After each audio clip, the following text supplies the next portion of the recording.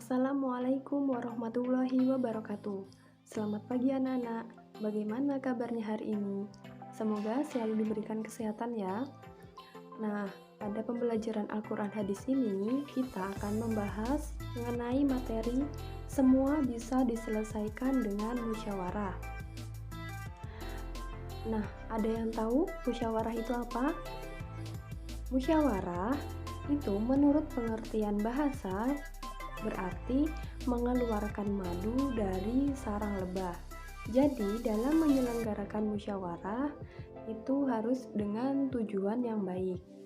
Kemudian, sebagai umat Islam itu juga sangat penting bermusyawarah itu, terutama dalam mengambil suatu keputusan.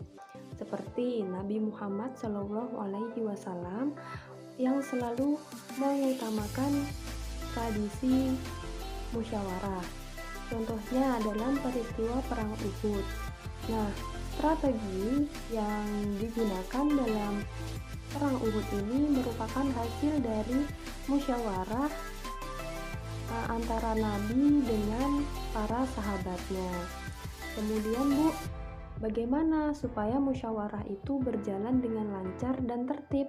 Biasanya kan selalu ada perdebatan dalam musyawarah itu karena ada beberapa pendapat yang berbeda.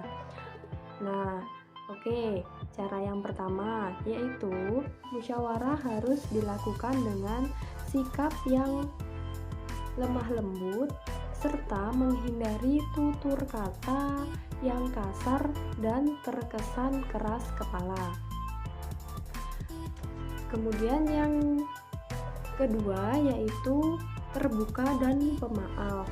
Nah, karena sangat mungkin di tengah-tengah musyawarah itu ada tutur kata atau sikap yang menyinggung dari lawan bicaranya. Jadi harus terdapat sikap pemaaf itu tadi. Kemudian cara yang ketiga ini yaitu beristighfar. Nah, untuk mencapai hasil yang baik dan melaksanakan hasil musyawarah dengan komitmen tinggi, maka hubungan dengan lawan bicara harus tetap terjaga. Dan begitu pula hubungan dengan Allah. Caranya saling mendoakan dan saling memohonkan ampunan. Di dalam surat Asy-Syura ayat 38 ini juga dijelaskan bahwa musyawarah ini merupakan tradisi yang perlu ditumbuh kembangkan. Karena apa? Karena memberi ruang terbukanya potensi-potensi positif yang muncul dari orang-orang sekitar kita. Tapi komitmen melaksanakan dan mematuhi hasil musyawarah ini jauh lebih penting, dan bertawakal kepada Allah itu dilakukan dengan komitmen yang tinggi melaksanakan hasil musyawarah. Musyawarah ini memiliki peranan penting di dalam kehidupan bermasyarakat.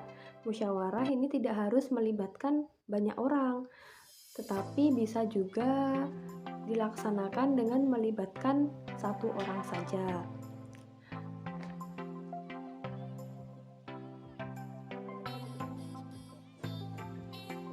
Nah, kita akan berbicara mengenai musyawarah nih. Pasti kita juga tidak jauh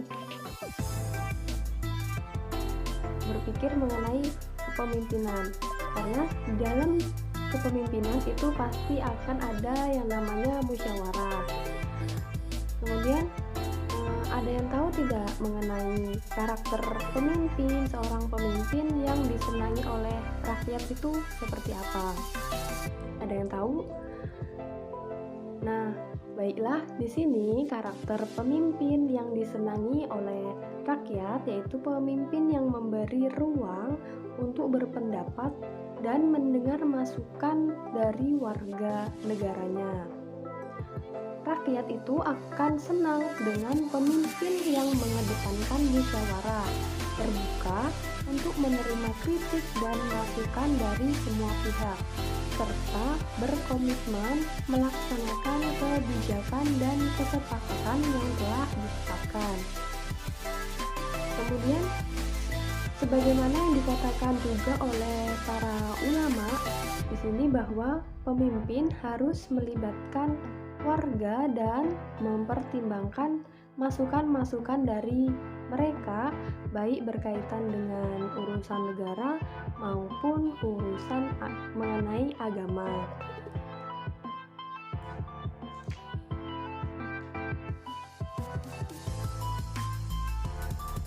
Nah, untuk yang terakhir yaitu mengenai kepemimpinan dan amanah. Setiap ada musyawarah pasti ada yang namanya amanah. Amanah itu apa sih?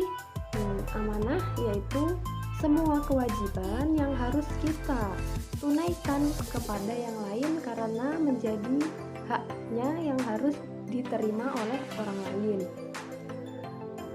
Amanah yang paling berat itu terdapat pada seorang pemimpin karena di pundaknya itu dibebankan tanggung jawab untuk memenuhi hak Allah, hak manusia, hak makhluk lain, dan alam semesta.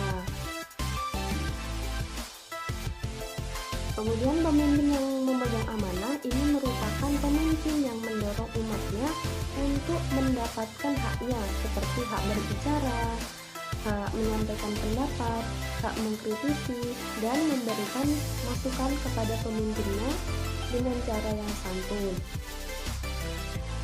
Ini merupakan bentuk mengembangkan tradisi musyawarah di dalam pemerintahan. Baiklah anak-anak, jadi musyawarah ini merupakan salah satu bentuk pelaksanaan dakwah amar ma'ruf nahi munkar. Sehingga kalau musyawarah dalam konteks memberikan masukan kepada pemimpin ini dilakukan dengan sopan dan santun, maka termasuk dalam bentuk jihad. Nah, itu saja materi kita pada pagi hari ini. Semoga dapat bermanfaat dan sampai jumpa pada pertemuan selanjutnya. Saya akhiri, wassalamualaikum warahmatullahi wabarakatuh.